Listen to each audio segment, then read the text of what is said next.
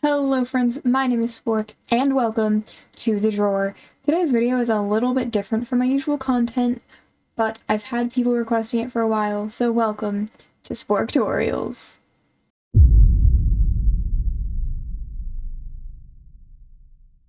So, let's talk how to Twitch stream.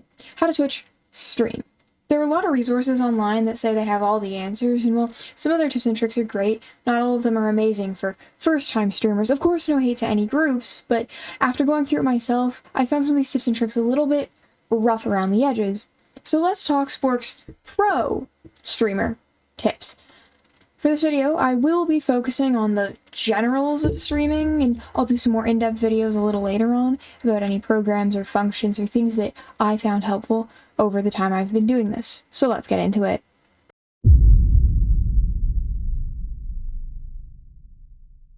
I've seen many a resource online saying you need the top of the line this or the top of the line that when you just start. You really don't. When I started, I used this and these. Of course, these got traded out after a while for, earbuds, so I didn't develop a gamer dent because that didn't sound so great, but otherwise, the headset worked fine. I mean, sure, it wasn't the greatest quality, but that wasn't what I was looking for. And, well, the PC was 12 years old when I retired it. It was begging for mercy, but I kept pushing. All of it going to show that you really don't need much. Go on Amazon, buy a cheap keyboard, a cheap mouse, a cheap headset, and a PC that'll run the games and OBS that you need it to, and you're all set. You don't need to worry about it being top of the line yet. You're just starting out.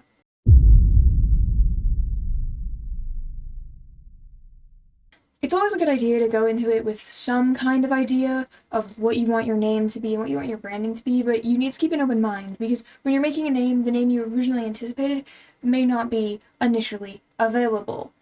Now, on the topic of names, let's talk how to make a name, or rather, how not to make a name. You want it to be simple, something you can say quickly anytime you do a channel plug. You also want to keep your special characters to a minimum. That includes underscores, numbers, exclamation points, those type of things.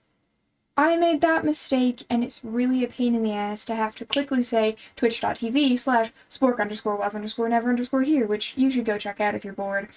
You also want the username on as many platforms as you can get it on, or at least something close, and I mean basically everything. Instagram, YouTube, Blue Sky, Twitter, TikTok, everything.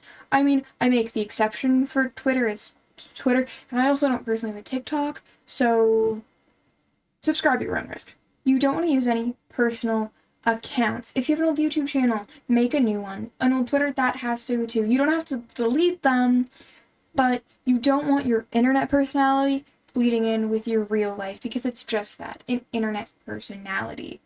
More specifically, you don't want to accidentally dox yourself with an old account.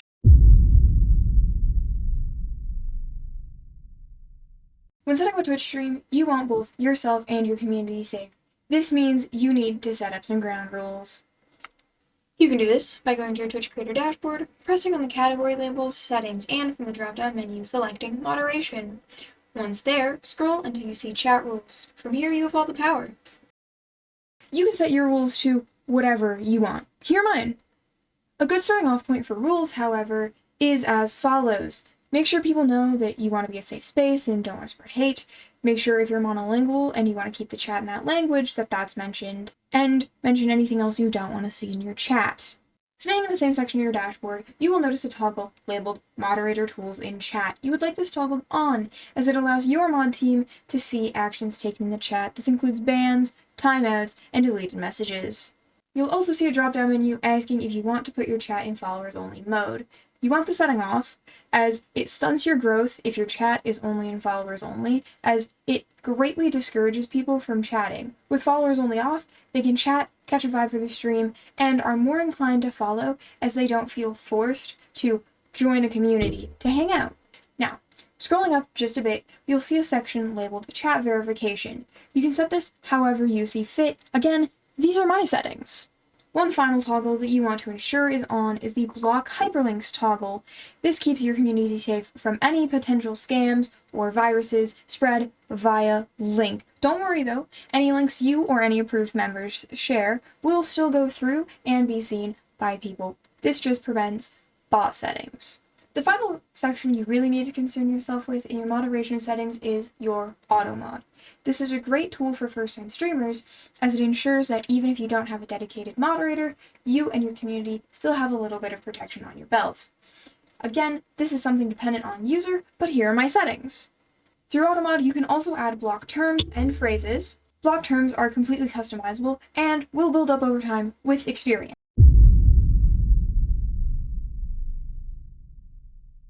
While this is also a safety setting, it's not something you want constantly enabled. I use my shield mode as a final barrier in case something goes wrong. For shield mode, go to your creator dashboard and navigate to the stream manager. From here you'll see a small settings cog located next to the chat button. You will want to click on the icon and navigate to the shield mode selection where you will find two indicators. One marking the current state of your shield, whether on or off, and the other a pop-out icon. You want to press on the pop-out icon. A menu will pop up once here. You want to place it on the highest security you can. Like I said, it's a final-ditch effort in protecting you and the community.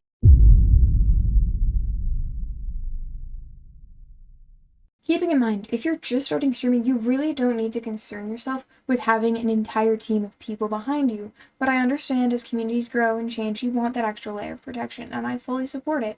My suggestion, the best way to find a moderator is to ask a friend. If they already watch your streams, all the better. My head mod, Telly, she was a friend of mine all throughout school, and when she started watching streams and interacting, I asked if she wanted to become a moderator. I explained that it wouldn't be too complex, we were just a small community, and over time we grew and changed and adopted some more people onto the team. If at any point you feel your team needs to grow, ask more friends, anyone who's willing. And if you don't have any more friends to ask, you can always put out a Google form to your community. I'll link a couple of those down in the description. Branding is important. It's, well, your whole brand. But how do you go about making branding? Graphic design. But I hear you screaming through your screen. Spork, I don't know how to draw. Or maybe you're not screaming that. No matter. You have two options. One, if you have the money to outsource, commission an artist to do it. Pay your artists. And if you don't have the money to commission, which I completely understand, do something simple. I'll do a whole video later on how to design and what techniques or programs to use to make assets. But for now, let's just make a list of your favorite colors.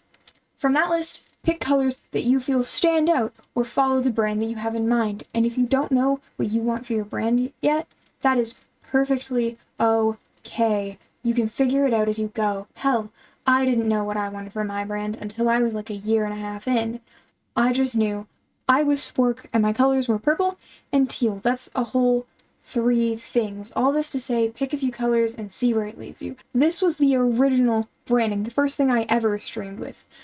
And this, as a little teaser, is my newer stuff.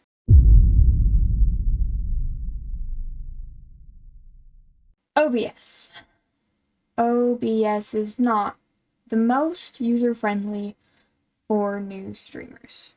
When I started out, there was a program called Twitch Studio. It was the most user-friendly, but Twitch discontinued it.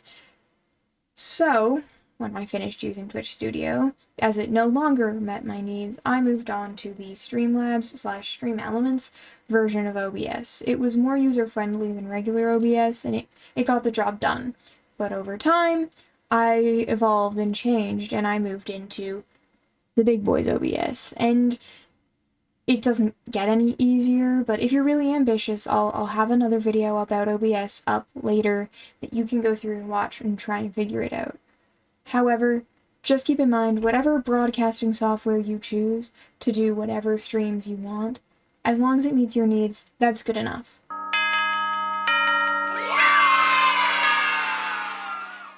And with that, friends, I present to you the basics. Obviously, not everything you'll ever need is covered, but I wanted to keep this video's runtime under an hour. And like I said, I plan on doing some more in-depth tutorials on different facets of streaming later on. So if you like this video, let me know, and if there's anything else you want to see, let me know down in the comments. Thank you all for joining me. My name has been and will continue to be Spork, and remember, if anybody asks, Spork was never here. See ya!